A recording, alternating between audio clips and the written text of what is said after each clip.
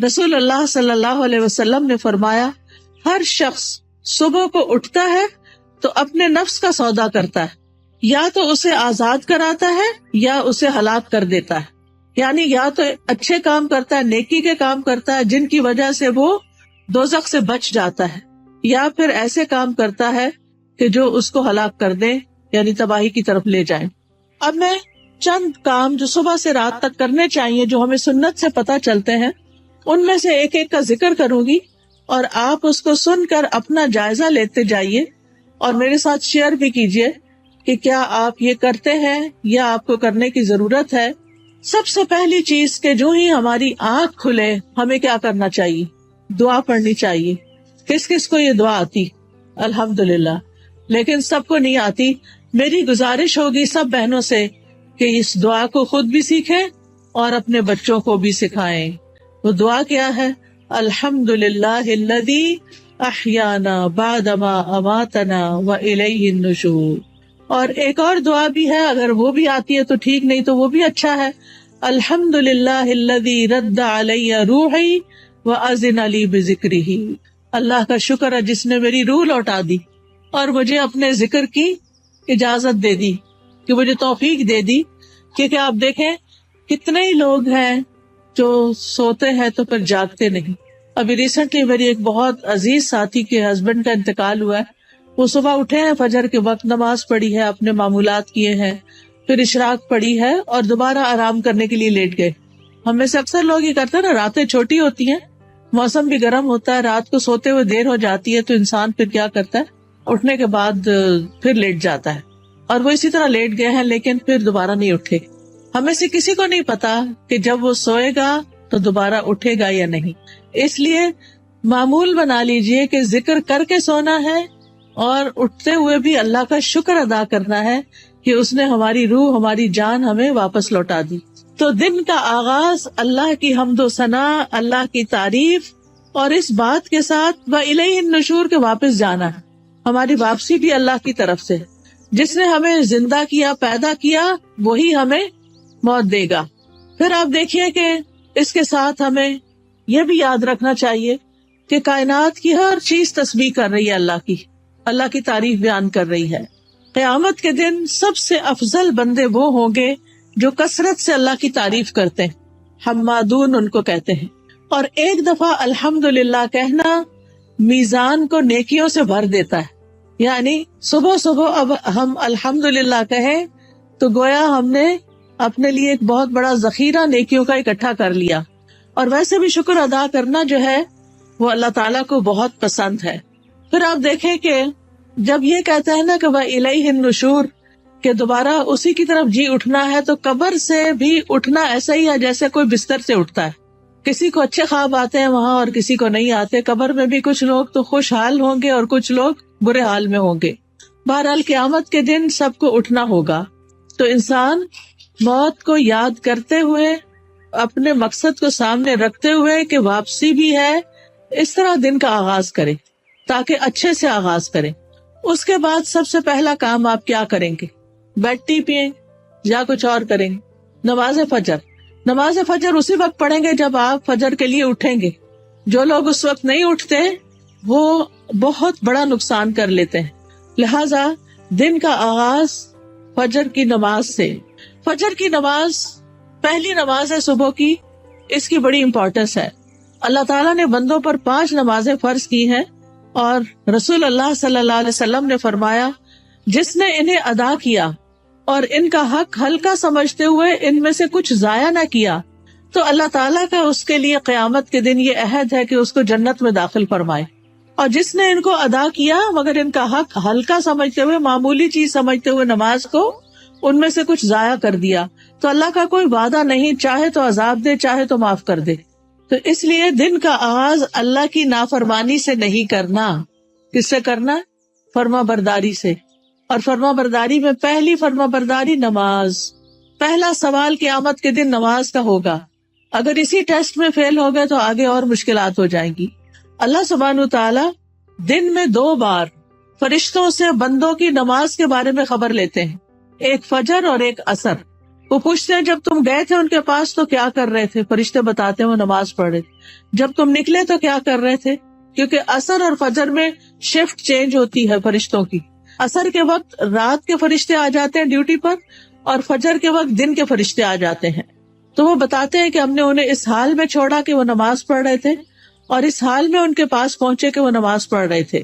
فجر کی نماز کے بارے میں آتا ہے وہ آدمی ہرگز آگ میں نہیں جائے گا جس نے سورج نکلنے سے پہلے اور سورج کے غروب ہونے سے پہلے نماز پڑھی، یعنی فجر اور عصر.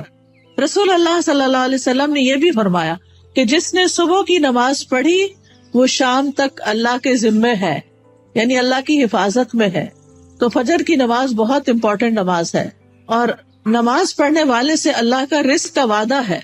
اس لیے خود بھی نماز ادا کریں اور گھر والوں کو بھی اٹھائیں پیار سے، محبت سے، امپورٹنس بتا کے کہ وہ سوتے نہ رہے کیونکہ اس کی نحوست ہوتی ہے. فجر کی نماز میں 2 سنتیں پڑھنا بہت ضروری ہے. کچھ لوگ صرف فرض پڑھتے ہیں نا، تو فجر میں آپ سنت نہیں چھوڑ سکتے. حضرت عائشہ رضی اللہ تعالیٰ عنہا بتاتی ہیں کہ آپ صلی اللہ علیہ وسلم نے فرمایا فجر سے پہلے کی 2 رکعتیں دنیا اور جو کچھ اس میں اس سے بہتر ہے. نبی صلی اللہ علیہ وسلم نے ان 2 رکعتوں کو دنیا کی ہر چیز سے قیمتی قرار دیا. اور جو سویا رہے اس کے بارے میں آتا ہے نبی صلی اللہ علیہ وسلم کے پاس ایک ایسے آدمی کا ذکر کیا گیا جو رات سے صبح تک سوتا ہی رہا. آپ نے فرمایا یہ ایسا شخص ہے جس کے کان، یا فرمایا دونوں کانوں میں شیطان پیشاب کرتا ہے، یعنی غافل ہو جاتا ہے پھر. اور اسی طرح ایک اور خواب آپ صلی اللہ علیہ وسلم کا، اس میں آپ کو دکھایا گیا کہ ایک شخص تھا جس کا سر پتھر سے کچلا جا رہا تھا. وہ قرآن کا حافظ تھا لیکن قرآن سے غافل ہو گیا اور فرض نماز پڑھے بغیر سو جاتا تھا، یعنی نماز نہیں پڑھتا تھا اور سویا رہتا تھا. نماز پڑھتے ہوئے ایک چیز یہ بھی خیال کرنی ہے کہ خشوع کے ساتھ نماز پڑھنی. خشوع کا مطلب رونا نہیں ہوتا بلکہ دل کا متوجہ ہونا ہوتا ہے، یعنی شعور کے ساتھ رب سے مناجات کریں، اطمینان اور خشوع سے سجدہ کریں، یعنی پورے سکون کے ساتھ. کیونکہ ایک سجدے کی وجہ سے اللہ تعالیٰ ایک درجہ بڑھا دیتے ہیں اور ایک گناہ مٹ جاتا ہے. نماز کے فوراً بعد کیا کرنا چاہیے؟ اذکار. شابش. نماز کے بعد اگر کوئی مصلی پر بیٹھا رہے تو جب تک اس کا وضو نہیں ٹوٹتا فرشتہ اس کے لیے دعا کرتا ہے، اللہم اغفر لہ، اللہم ارحمہ، اے اللہ اس کی بخشش فرما دے، اے اللہ اس پہ رحم فرما. یعنی آپ مصلی پہ بیٹھے ذکر کر رہے ہیں، تسبیحات پڑھ رہے ہیں، دعائیں کر رہے ہیں اور فرشتہ آپ کے لیے دعائیں کرنا شروع ہو گیا. تو ہم میں سے ہر ایک کو فرشتوں کی دعائیں لینی چاہیے. اسی طرح ہر نماز کے بعد 33 بار سبحان اللہ، 33 بار الحمدللہ اور 34 بار اللہ اکبر پڑھنا چاہیے. اور آخر میں لا الہ الا اللہ وحدہ لا شریک لہ لہ الملک ولہ الحمد وہو علی کل شیء قدیر پڑھا جائے تو جو ایسا کرے گا اس کے سارے گناہ معاف کر دیے جائیں گے. ٹھیک ہے، چاہے وہ سمندر کی جھاگ کے برابر ہو. کتنی بڑی بات ہے نا یہ، اس لیے اس کا اہتمام کیا رکھنا ہے. اگر کسی وجہ سے آپ مصروف ہیں 33 بار نہیں پڑھ سکتے تو 10 بار بھی پڑھ سکتے ہیں. ٹھیک ہے. پھر یہ کہ انگلیوں پر تسبیح کریں کیونکہ انگلیاں قیامت کے دن کیا کریں گی؟ گواہی دیں گی. ہر فرض نماز کے بعد آیت الکرسی ضرور پڑھیں. اس کا فائدہ کیا ہے؟ جی، ایسے شخص کو موت کے علاوہ کوئی چیز جنت میں لے جانے سے نہیں روک سکتی. اتنا بڑا اجر و ثواب. میں یہ ساری باتیں اس لیے کر رہی ہوں کہ آپ اپنا جائزہ لیں. اگر کوئی چیز چھٹ گئی یا بھول گئی یا پتہ ہے لیکن کرتے نہیں تو کرنا شروع کر دیں. وہ دن جس میں یہ باتیں کریں گے آپ، اس کی نسبت بہت زیادہ اجر و ثواب والا ہوگا جس میں آپ یہ نہیں کریں گے. دنیا کے کام کبھی ختم نہیں ہو سکتے لیکن ہمیں کیا کرنا چاہیے؟ اپنے اذکار، اپنی عبادات کو بھولنا نہیں. اسی طرح ہم میں سے اکثر لوگ کہتے ہیں مجھے نظر لگ گئی، وہ فلانے نے جادو کر دیا، وہ گھر میں یہ شر ہو گیا. تو اس کا حل بتایا گیا ہے کہ ہر نماز کے بعد قل هو اللہ 1 دفعہ، قل اعوذ برب الفلق 1 دفعہ اور قل اعوذ برب الناس 1 دفعہ پڑھے. یہ نماز کے بعد پڑھنی چاہیے. اچھا، اب آپ دیکھیے کہ بعض لوگ بیمار ہوتے ہیں، کوئی ایسی تکلیف ہوتی ہے ان کو سمجھ نہیں آتی، وہ پڑھ کے اپنے ہتھیلی پہ پھونک مار کے اپنے سر سے منہ اور پورے جسم پر اپنا ہاتھ پھیر لیا کرے. اس سے انشاءاللہ ان کا شر بھی دور ہو جائے گا، ان کی بیماری بھی ختم ہوگی. نماز کے بعد کیا کرنا چاہیے؟ صبح شام کے اذکار، پروٹیکشن کی دعائیں. آپ میں سے کس کس کے پاس ایاک نستعین کتاب ہے؟ الحمدللہ کافی لوگوں کے پاس ہے. جس کے پاس نہیں، اگر آج آئی بھی ہے تو ضرور لے لیں، اور انگلش میں بھی ہے، اس میں ٹرانسلیٹریشن کی ہوئی ہے. اگر عربی نہیں پڑھ سکتے بچے تو ان کو انگلش میں پڑھنی آ جائے تو وہ بچوں کو ضرور ساتھ ساتھ سکھائیں. ہر ماں خود اپنے پڑھنے کے ساتھ اپنے بچوں کو بھی سکھائے. تو اگر زبانی یاد نہیں تو دیکھ کے پڑھ لیجئے. انشاءاللہ جب آپ پروٹیکشن کی دعائیں پڑھیں گے تو آپ نظر سے، حسد سے اور بہت سے شر سے بچ جائیں گے. ٹھیک ہے نا؟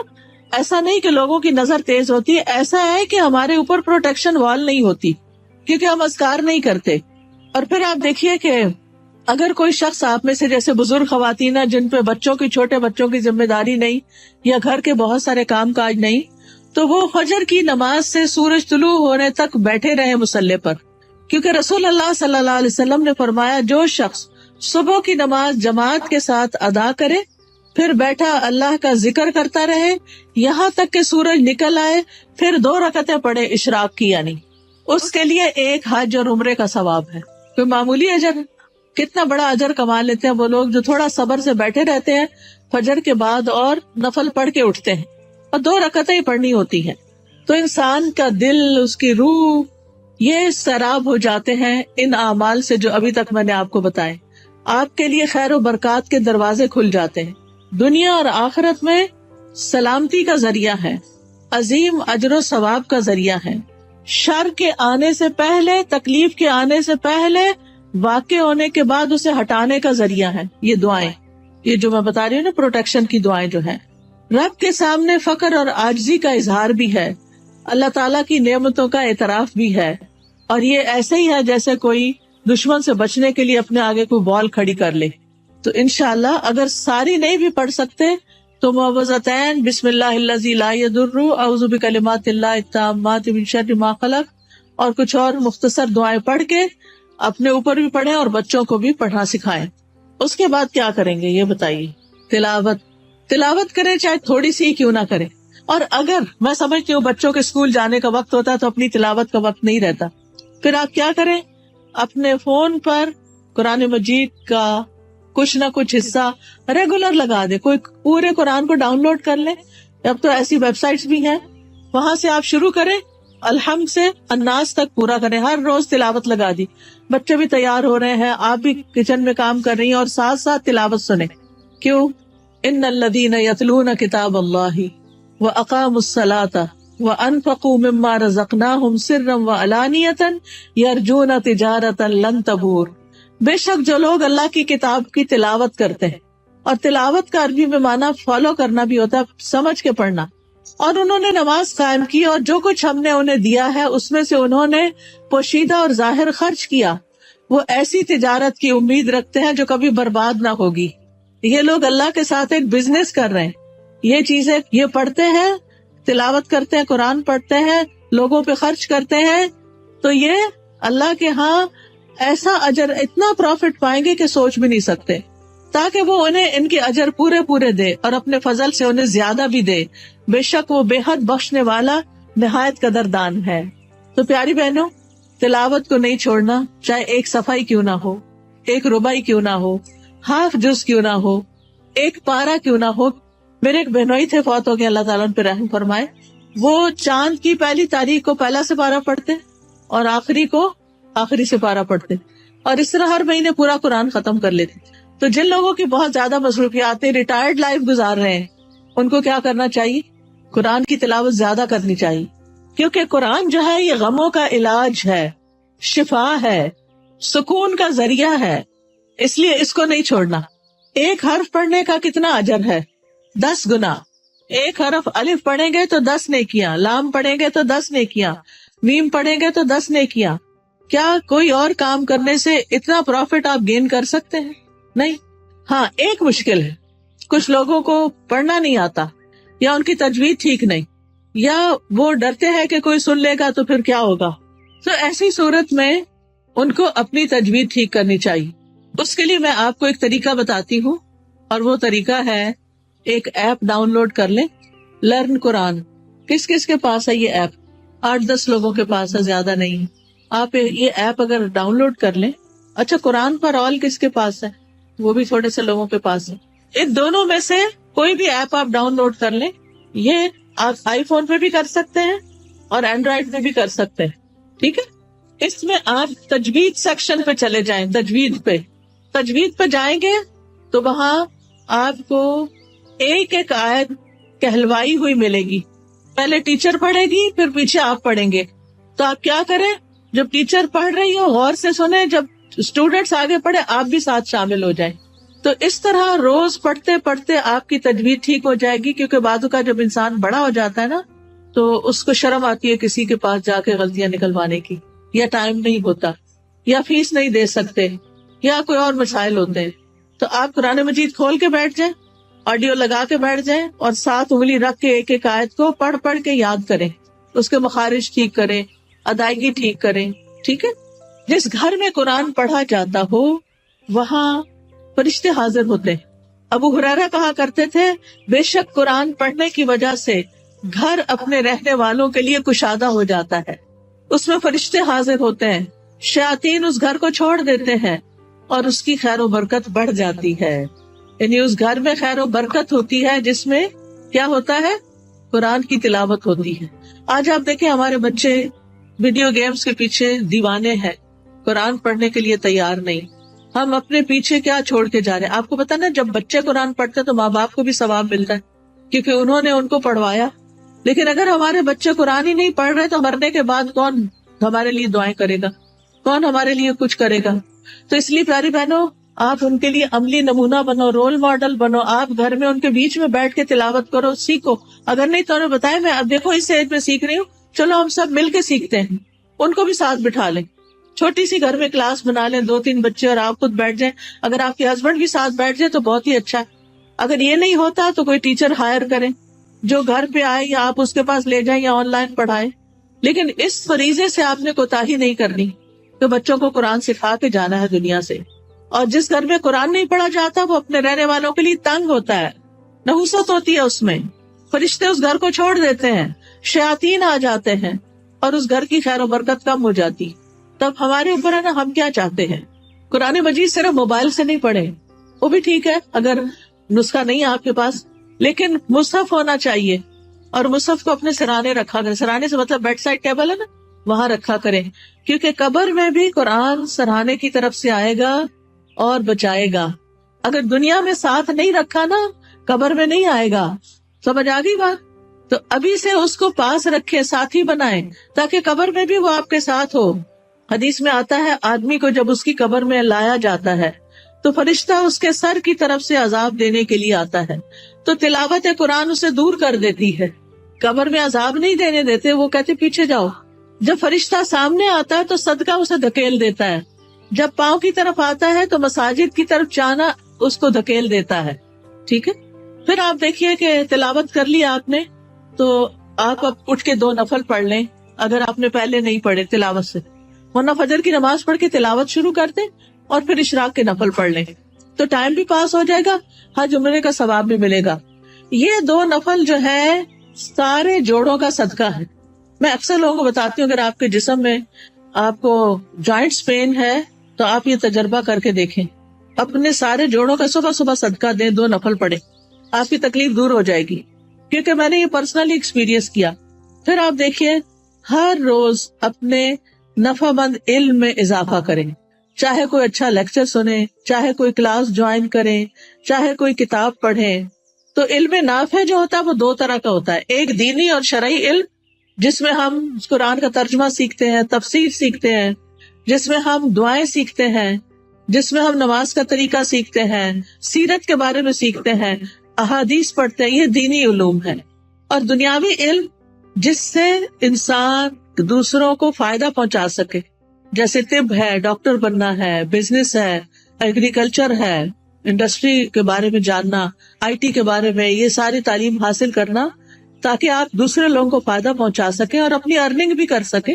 تو یہ بہت فائدے کی چیز ہے کہ اب آپ نے نماز، قرآن تلاوت، اشراق سب کر لی. اب یا اپنی جاب پہ جائیں یا پھر اگر گھر میں ہے تو گھر کے کام کاج کریں اور اس کے بعد اپنا نالج بھی بڑھائیں. اس کے لیے آپ سیکوینس کے ساتھ لیکچر سنا کریں. کبھی حدیث سے شروع کر لی ہے تو وہ سارے لیکچرز پورے کر لیں، ہر روز ایک ایک کر کے. اگر تفسیر شروع کر لی ہے تو اس کو شروع کر کے آگے تک لے جائیں. لیکن اپنے علم میں پختگی لائیں، اور اگر ہو سکے تو کوئی نہ کوئی کلاس جوائن کریں۔ رسول اللہ صلی اللہ علیہ وسلم نے فرمایا، جو شخص صبح کے وقت اس لیے مسجد کی طرف نکلا کہ بھلائی سیکھے یا سکھائے تو اس کے لیے پورا حج ادا کرنے والے کے مثل اجر ہے۔ اتنا بڑا اجر ہے۔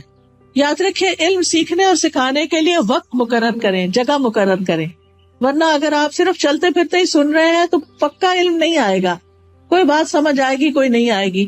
نہ ہونے سے بہتر ہے کچھ تو سن لیں، لیکن گھر میں بھی ٹیبل چیئر سیٹ کر کے رکھیں اور اپنا لیپ ٹاپ سیٹ کریں اور کوئی آن لائن کلاس جوائن کر لیں، یا پھر گھر میں پڑھیں، خود سے سیلف اسٹڈی کریں، لیکن ٹائم اور پلیس، زمان اور مکان مقرر کریں۔ اس سے آپ کی گروتھ ہوگی۔ جتنا جتنا آپ سیکھتے جائیں گے، آپ نیکیوں میں آگے بڑھتے جائیں گے، برائیوں سے دور ہوتے چلے جائیں گے۔ پھر آپ دیکھیں، کچھ بہنیں ناشتہ نہیں کرتی، وہ کہتی ہیں کہ موٹے ہو جائیں گے اور چھوڑو پڑے، لیکن ناشتہ ضرور کریں۔ آپ کو کام کرنے کے لیے، پڑھنے کے لیے، جاب پہ جانے کے لیے انرجی چاہیے، چاہے چند کھجوریں ہی کیوں نہ کھا لیں، کھجور پانی لے لیں، کچھ اور سیڈز وغیرہ لے لیں، نٹس لے لیں، جو بھی آپ کو پسند ہو۔ اگر دودھ پسند ہے تو زیادہ دودھ اور کم چائے ڈال کے پی لیں۔ بہت سے لوگ صرف کافی پی لیتے ہیں، تو وہ درست نہیں کہ آپ اپنے آپ کو صرف ایسی چیزوں پر کہ جو آپ کے اندر کیفین ڈالیں اور آپ صرف اس کی وجہ سے ایکٹیو اور غذائیت نہ ہو، تو آپ دیکھیں کہ پھر آپ سے بہت سے کام ہو نہیں پاتے، آپ جلدی تھک جاتے ہیں۔ تو اس کو بھی بچائیے۔ اپنے جسم کی حفاظت بھی عبادت ہے، ٹھیک ہے نا؟ جسم کی حفاظت بھی عبادت ہے۔ یہ نہیں کہ سب کی ٹیک کیئر کرتے کرتے اپنے آپ کو بلا کے رکھ دیں اور پھر کسی کام کی نہ رہیں، نمازیں بھی بیٹھ کے شروع کر دیں، یہ نہیں ہونا چاہیے۔ پھر آپ دیکھیے کہ کھانا کھانا بھی عبادت ہے۔ بسم اللہ پڑھ کر کھائیں، بیٹھ کر کھائیں۔ میں نے دیکھا ہے کہ بعض اوقات لوگ اس بات کی پرواہ نہیں کرتے، چلتے پھرتے کھا رہے ہوتے، خاص طور پر مائیں کچن میں کام کر رہی ہیں، اپنا ناشتہ رکھ لیا، ادھر سے ایک نوالا لیا، ادھر کام کیا۔ یہ درست نہیں۔ آپ کے بچے بھی یہی کریں گے، چھوٹے بچوں کو بھی میں نے دیکھا ہے وہی بھاگتے دوڑتے کھا رہے ہوتے ہیں۔ یہ درست طریقہ نہیں ہے۔ سنت طریقے سے کھائیں، کھانا عبادت ہو جائے گا۔ پھر دائیں ہاتھ سے کھائیں اور پیئیں، ہر گھونٹ پہ الحمدللہ کہیں، پھر کھانا کھا کر بھی دعا کریں۔ کس کس کو آتی ہے دعا؟ پڑھیں مل کے ذرا کھانا کھانے الحمدللہ۔ کچھ لوگوں کے ہونٹ نہیں ہلے، یا تو دعا نہیں آتی یا بخل کیا انہوں نے پڑھنے میں۔ اگر نہیں آتی تو کوئی حرج نہیں، سیکھ لیں، آپ کا دن عبادت بن جائے گا۔ ہمارے دین میں صرف نماز پڑھنا عبادت نہیں۔ ہم نے ابھی آیت میں کیا سنا؟ نماز پڑھو اور نیکی کرو۔ وہ کون سی نیکی ہیں جو نماز کے علاوہ ہیں؟ وہ یہی نیکیاں ہیں۔ اپنی کیئر کرنا بھی نیکی ہے، اور بسم اللہ پڑھ کے کھانا بھی نیکی ہے، الحمدللہ کہنا بھی نیکی ہے۔ جو بندہ پانی پی کر الحمدللہ کہتا ہے، اللہ اسے راضی ہو جاتا ہے، خوش ہو جاتا ہے۔ کہ یہ مشکل کام تو نہیں اللہ کو راضی کرنا، بشرطے کہ ہمارے کچھ آداب اور مینرز ایسے ہوں۔ صبح صبح اپنے آپ سے سیلف ٹاک کیا کریں اور کہا کریں، میری ساری زندگی میرے رب کے لیے، میں اللہ کی بندی ہوں، اللہ کی فرما بردار بنوں گی، اللہ کا حکم مانوں گی، اللہ کو راضی کروں گی۔ اپنے آپ سے یہ باتیں کیا کریں۔ میں ہر کام اللہ کی پسند کا کیا کروں گی، کیونکہ جو آپ سوچتے ہیں بولتے ہیں پھر وہ کرتے بھی ہیں، ٹھیک ہے نا؟ کیونکہ ہمارے دل میں کیا ہوتا ہے، فلاں کیا کہے گا، اس کو خوش کرنا، اس کو راضی کرنا، فلانا کام کرنا، فلانا، ٹھیک ہے وہ سب کریں، لیکن اپنا خیال بھی رکھیں۔ ہم نماز پڑھ کے بھی عبادت کرتے ہیں، ہم مخلوق کا خیال رکھ کے بھی عبادت کر رہے ہوتے ہیں، اور ہم اپنے عادات کو اچھا بنا کے بھی عبادت کر رہے ہوتے ہیں۔ تو ہمیں اپنا ایمان بھی بڑھانا ہے، اور ایمان بڑھانے والا ماحول بھی قائم کرنا ہے۔ اپنے گھر کا ماحول، اپنے سوشل سرکل کا ماحول ایمان بڑھانے والے۔ آپ ایسے لوگوں سے ملیں جن سے ملنے کے بعد آپ کا ایمان اوپر جائے، اور ان لوگوں سے ذرا دور رہیں، اسپیس دیں جن سے مل کے آپ کی طبیعت خراب ہوتی ہے اور وہ ایسی غیبت کرتے ہیں کہ آپ کا ایمان خراب کر دیتے۔ کیونکہ میں نے دیکھا ہے کہ بہت دفعہ خواتین سب بچے وغیرہ اسکول گئے، ہسبینڈ آفس گئے، اب کیا شروع ہو گئے، موقع مل گیا ان سب کی شکایتیں کرنے کا۔ کبھی اماں کو شکایت لگا رہے ہیں، کبھی دوست کو لگا رہے ہیں، روزانہ کی روٹین۔ کچھ لوگوں کو تو ہمیں فون کرنا ہی ہوتا ہے کہ ہمارے دوست ہوتے ہیں، آ نہیں سکتے، ہم جا نہیں سکتے، تو ہم فون پہ باتیں کرتے ہیں۔ اور اب تو فیس ٹائم اور پتہ نہیں کیا کیا باتیں کرنے کے ذریعے آ گئے ہیں دور بیٹھے لوگوں سے بھی۔ ایک دن ایک بچی نے مجھے فون کیا، رو رہی ہو۔ میں نے کہا کیا مسئلہ ہے تمہیں؟ کچھ اور کی طرف سے تکلیف ہے؟ نہیں کوئی تکلیف نہیں، تمہارے رزق کی کمی نہیں، وہ بھی کمی نہیں، میرے پاس ہر نعمت۔ میں نے کہا پھر کیوں رو رہی؟ کہتے وہ میری بھابھی نے میری امی کا جینا حرام کر رکھا ہے۔ میں نے کہا آپ کو کیسے پتا چلا؟ یعنی مجھے لیٹسٹ خبر دے رہی تھی کہ آج میری بھابھی نے یہ فساد گھر میں کیا ہے۔ میں نے کہا وہ اللہ کے بندے آپ کو بتاتے کیوں ہیں؟ وہ UK میں رہتی تھی. میں نے کہا آپ پاکستان کی خبریں UK میں سن کے رو کے کینیڈا میں رپورٹ کر رہی ہیں, ساری دنیا کو سر پہ اٹھائے ہوئے ہیں, کیا فائدہ ایسی زندگی کا؟ اگر ہمارے گھر میں کوئی جھگڑا ہے تو اللہ کے واسطے بیٹیوں کو آرام سے اپنے گھر میں رہنے دیں, اپنے جھگڑوں کو گھر میں خود ہی نپٹا لیں. بہو کی شکایتیں بیٹی کو, بیٹی کی شکایتیں باپ کو, اس کو, یہ چھوڑ دیں. یہ سکون برباد کرنے والی چیزیں ہیں. بات کریں تو علم کی بات کریں, اچھی کسی کو کھانا پکانے کی ٹپ دیں, کوئی بیمار ہے تو اس کو صحت کے لیے کوئی مشورہ دیں, لیکن اس قسم کی باتیں نہ کریں کیونکہ یہ غیبت ہے. اور آپ کی نے جو وہ صبح سے وہ اٹھی ہوئی ہے نا, اور جو کچھ کیا ہے سب صفائی ہو جائے گی, شام ہونے سے پہلے سب کچھ ختم. تو اس لیے بہت ضروری ہے کہ ہم کیا کریں, اپنی زندگی کا جائزہ لیں کہ کون سی چیزیں ایمان بڑھانے والی ہیں اور کون سی گھٹانے والی ہیں. ایمان گھٹانے والے کام, گناہ کے کام, نافرمانی کے کام, جھوٹ اور بخل. پھر آپ دیکھیں کہ اپنے جسم اور اپنی روح کا خیال کرنے کے لیے اپنے آپ کو صاف ستھرا رکھیں, یہ بھی عبادت ہے. آپ نے وہ حدیث سنی ہوگی نا, صفائی نصف ایمان ہے. وہ بچپن میں رٹا دیتے ہیں. اپنے جسم کی صفائی, ایکسٹرا بالوں کی صفائی, اپنے کپڑوں کی صفائی, اپنے گھر کی صفائی پہ لگ جائیں. اور کس نیت سے کہ یہ عبادت ہے. میں اپنا ماحول صاف کر رہی ہوں, اپنے گارڈن کو صاف کر رہی ہوں, اپنی کھڑکیاں صاف کر رہی ہوں, جو بھی کریں. اور ایک ہی دن میں سب کچھ نہیں کریں, پھر نماز بھی نہیں پڑھی جائے گی. اپنا اسکیجول بنا کے سیٹرڈے کو یہ کرنا, سنڈے کو یہ, منڈے کو یہ, اور کس کام میں کس کو ساتھ لگانا ہے. بچوں کو لگانا ہے, ہسبینڈ کو لگانا ہے, اپنی کسی فرینڈ کو بلا کے ساتھ لگانا ہے. وہ سارا کچھ لکھ کے رکھ لیں, اور اکیلی اپنی جان پہ زیادہ بوجھ نہ ڈالے. ٹھیک ہے. پھر اپنے جسم, ناخن, بال, دانتوں, ان سب کی صفائی کا اہتمام. مسواک رب کو راضی کرنے کا ذریعہ ہے.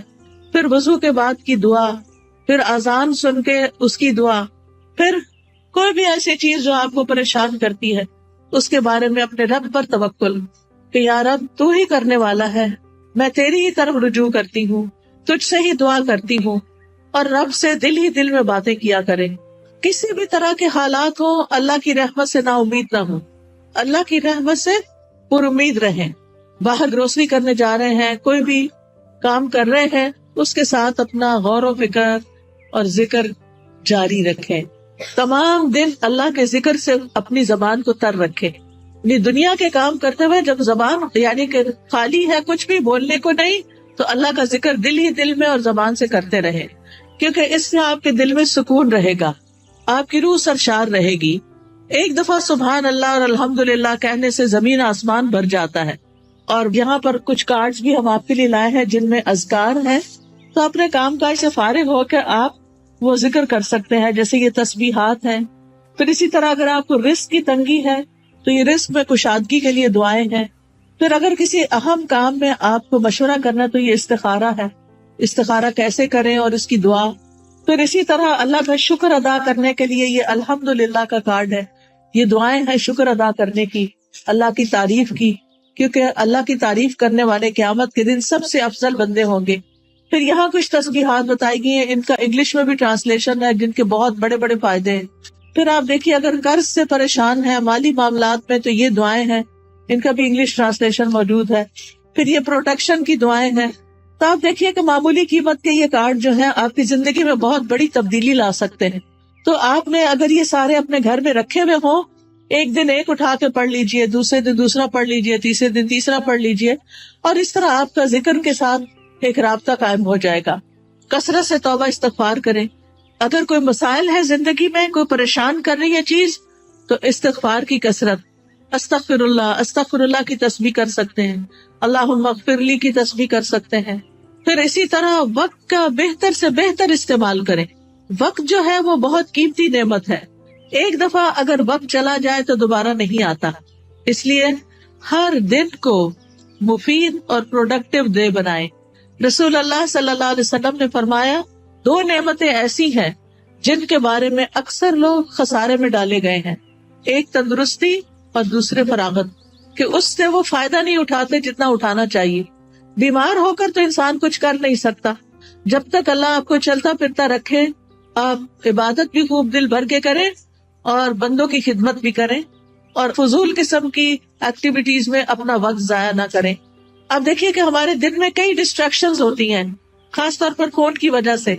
ہم نے کوئی اپنے گول سیٹ کیے ہوئے ہوتے ہیں کہ آج کے دن میں نے یہ اور یہ کام کرنے ہیں.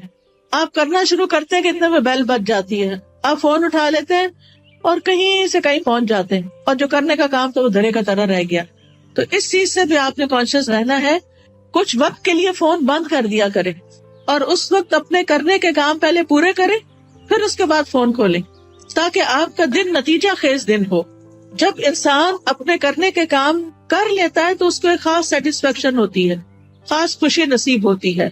تو آپ اپنے کرنے کے کاموں کی لسٹ بنائیں, اپنے مقاصد کو دہرایا کریں, بے مقصد چیزوں سے خود کو دور رکھیں, اور جو ٹارگٹ آپ حاصل کرنا چاہتے ہیں اس کے لیے دیکھیں کہ آپ کو کیا کیا چاہیے, وہ بھی لکھ لیں. پھر اسی طرح کاموں کو لٹکائیں نہ, تاخیر نہ کریں, وقت پر کریں, روٹین بنائیں تو کام سارے ہی ہو جائیں گے. کیونکہ ہیپ ہیزرڈ کبھی کچھ کر لیا, کبھی کچھ کر لیا, کبھی کچھ کر لیا, بہت وقت ضائع ہوتا ہے. ایک کام کرتے ہوئے آپ کو یہ پتا ہونا چاہیے کہ نیکسٹ کیا کرنا ہے مجھے, یہ نہیں کہ آج میں یہ تو کرنا بھول ہی گئی, یہ تو پڑھا ہی نہیں, یہ تو کیا ہی نہیں. پھر آپ دیکھیں کہ جتنے بھی اطاعت کے کام, عبادت کے کام ہوتے ہیں, اس میں مشقت لگتی ہے, محنت لگتی ہے. اس کے لیے اپنے نفس سے جہاد کرنا پڑتا ہے, اپنے نفس کو کنٹرول کرنا پڑتا ہے, کیونکہ کامیاب بھی وہی ہوتا ہے جو نفس کا تزکیہ کر لیتا ہے. قد افلح من تزکا وذکر اسم ربہ فصلی, فلاح پا گیا جس نے پاکیزگی اختیار کی اور اپنے رب کا نام یاد کیا پھر نماز پڑھی. یہ ہے کامیاب ہونے والے. لہذا دن بھر اپنی نمازوں کی حفاظت, کیونکہ نماز قبر میں ساتھ داخل ہوگی, بچوں نے بھی نہیں داخل ہونا, مال نے بھی داخل نہیں ہونا, کسی دوست نے بھی ساتھ نہیں جانا. جس چیز نے جانا ہے اس کی فکر سب سے پہلے کرے. نبی صلی اللہ علیہ وسلم سے سوال کیا گیا کہ سب سے افضل اعمال کون سے ہیں, تو آپ نے فرمایا نماز کو اس کے اول وقت پر ادا کرنا. ٹائم ہو تو بلا وجہ تاخیر نہ کریں, فوراً پڑھ لیں. اور پھر نماز کی 12 سنتیں بھی ادا کیا کریں دن بھر میں, کیونکہ ایسا کرنے والے کے لیے جنت میں گھر بنا دیا جاتا ہے. آپ دیکھیں کہ صرف 1 سال اگر کوئی شخص سنت موقدہ پڑھتا ہے تو نہ پڑھنے والے کے درمیان اور اس کے درمیان 4320 رکعتوں کا فرق پڑ جاتا ہے. یعنی ایک وہ شخص جو 12 رکعتیں پڑھتا ہے سال بھر, اور دوسرا صرف فرض پڑھ رہا ہے اور کوئی نہیں پڑھ رہا سنت, تو ان دونوں کے درمیان 1 سال میں اتنا فرق پڑ جائے گا. اگر 1 رکعت بھی وتر روز پڑھتے ہیں آپ تو سال میں 365 رکعتیں بنتی ہیں, یہ منیمم. لیکن کچھ لوگ وتر بھی نہیں پڑھتے, وہ اس سے بھی محروم. روزانہ چاشت کی 2 رکعتیں پڑھنا یا اشراق کی 2 رکعتیں پڑھنا اور نہ پڑھنا برابر نہیں, 703 رکعتوں کا فرق پڑ جاتا ہے. ٹھیک ہے, تو اس لیے اپنی سستی کی وجہ سے نمازوں سے غفلت نہ برتیں, سنتوں کی بھی حفاظت کریں.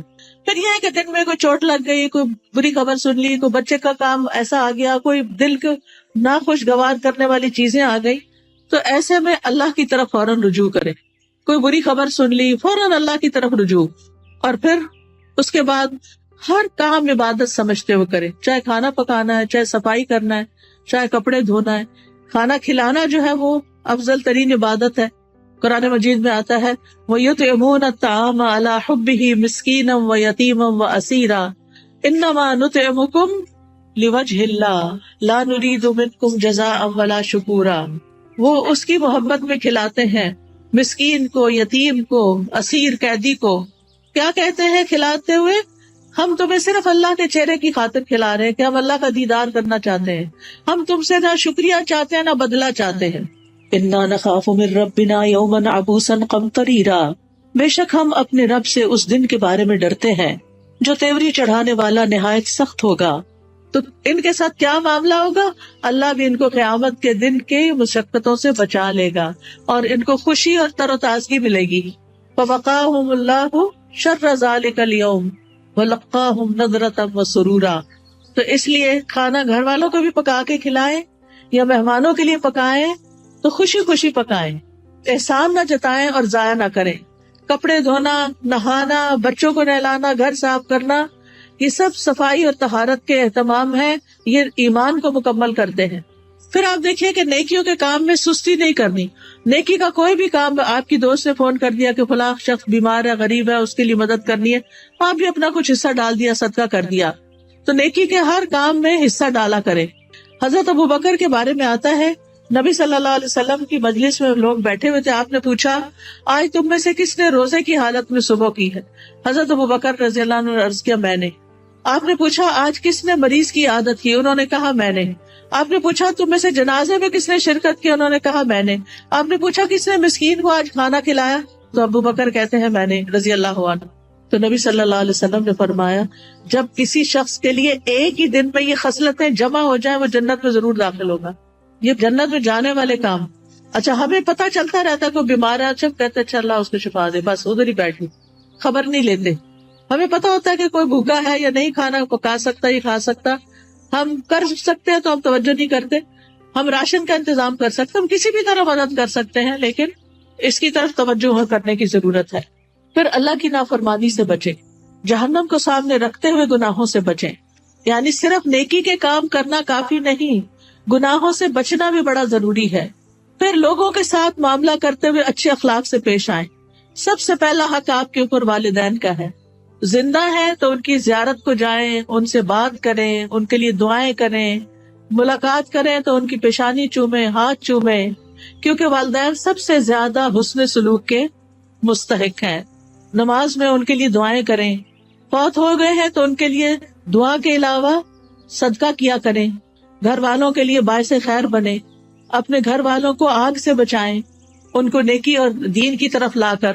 پھر اسی طرح جہاں بھی بیٹھیں خیر پھیلانے والے بنے، دوسروں کا بھلا کرنے والے، دوسروں کو فائدہ پہنچانے والے.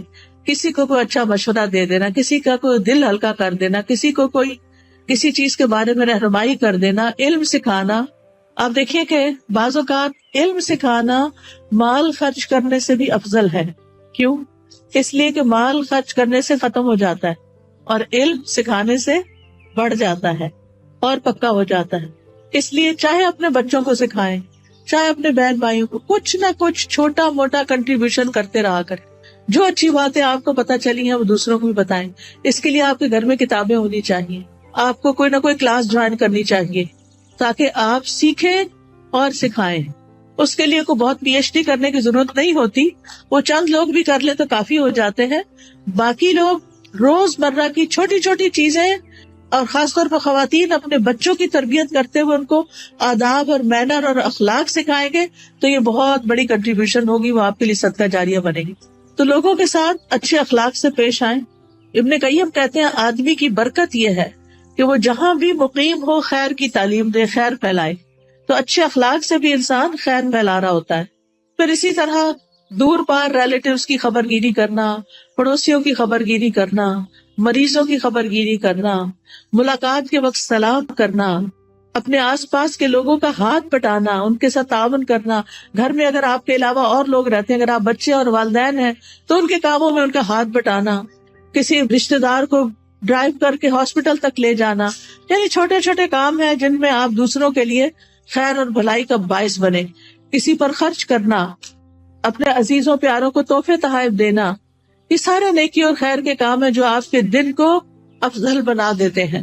پھر زبان کی حفاظت، یہ بڑی ضروری ہے کیونکہ جو بات بھی ہم کرتے فرشتے لکھ لیتے. تو فضول باتیں نہیں کرنی کیونکہ ہماری انرجی ضائع ہوتی ہے اس میں بھی. کام کی بات کرنی ہے. انسان کے اسلام کا حسن یہ ہے کہ بیکار باتوں سے کنارہ کشی کرے. نبی صلی اللہ علیہ وسلم نے فرمایا خوشخبری ہے اس کے لیے جس نے اپنی زبان پہ قابو پا لیا اور اسے اس کے گھر نے گنجائش دی اور وہ اپنے گناہ پہ رویا. یعنی اس کا گھر اس کے لیے کافی ہو گیا، اس کے لیے سہولت ہے اس میں، اور فضول باتیں نہیں کرتا. کیلو کال چھوڑ دینا چاہیے. ہی سیڈ، شی سیڈ، یہ کہا گیا، فلاں نے یہ کیا، اس نے وہ، اس سے بہت سے فساد پھیلتے ہیں. مغیرہ بن شعبہ کہتے ہیں نبی صلی اللہ علیہ وسلم نے فرمایا بے شک اللہ تعالیٰ تمہارے لیے 3 باتیں پسند نہیں کرتا. بلا وجہ کی گپ شپ، بیکار کی باتیں اللہ کو پسند نہیں. مال ضائع کرنا اور اس میں بعض اوقات ایکسٹرا ٹیشو استعمال کرنا، ٹیپ کھول کے باتوں میں لگ جانا اور پانی ضائع کرنا، بلا وجہ بتیاں جلا کے رکھنا، بیکار میں ادھر ادھر گھومنا، گاڑی کا گیس ختم کرنا. یعنی چھوٹی چھوٹی چیزوں میں بچت کرنی چاہیے. پھر اسی طرح یہ ہے کہ کسی کو زبان سے اذیت نہیں دینی چاہیے، کثرت سے صدقہ کرنا چاہیے، فقراء مساکین کا خیال کرنا چاہیے. پھر ایک اور بات یہ کہ غصے اور ناراضگی سے بچنا چاہیے. قرآن مجید میں جنت میں جانے والوں کی جو خوبیاں بتائی گئی ہیں وہ کیا ہے؟ وَالْكَاظِمِينَ الْغَيْظَ وَالْعَافِينَ عَنِ النَّاسِ وَاللَّهُ يُحِبُّ الْمُحْسِنِينَ. وہ غصہ پی جانے والے ہوتے ہیں اور کیا کرتے ہیں, لوگوں کو معاف کرتے ہیں. یہ کام بڑا مشکل ہے, لوگوں کو معاف کرتے ہیں.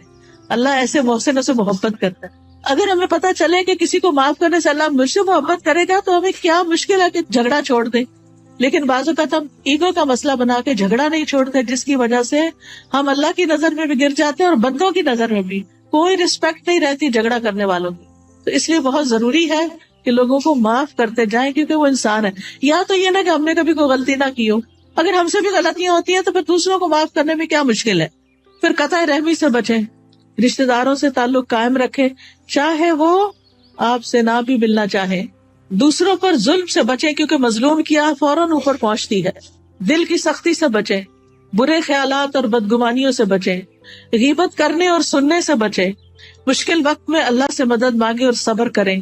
آج ایک بچی کا میسج آیا کہ میری امی نے میرے بارے میں ایسا اور ایسا کہا ہے, میں اس وقت سے رو رہی ہوں, بہت میری طبیعت خراب ہو گئی. تو میں نے کہا پھر صبر کس چیز کا نام ہے؟